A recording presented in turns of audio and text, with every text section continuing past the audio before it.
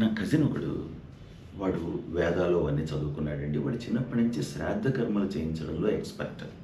అయితే వాడు ఒకరోజు మా ఇంట్లో వచ్చి మాట్లాడుతూ ఉండంగా నా క్లాస్‌మేట్ ఒకడొచ్చాడు. వాడి పాపం చిన్నప్పటి నుంచి తమ్ముడిలా పెంచుకుంటున్న కుక్క పోయింది.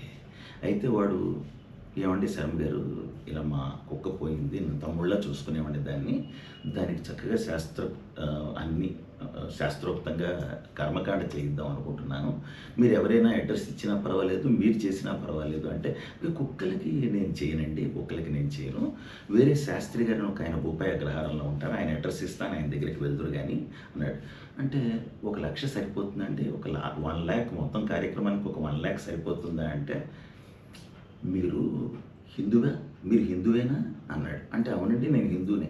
మరి చెప్పరే, హిందూ కుక్కలకైతే నేనే చేయిస్తానండి, నేనే చేయిస్తాను రండి. 1,00,000 మరి 1,00,000 అంటే మన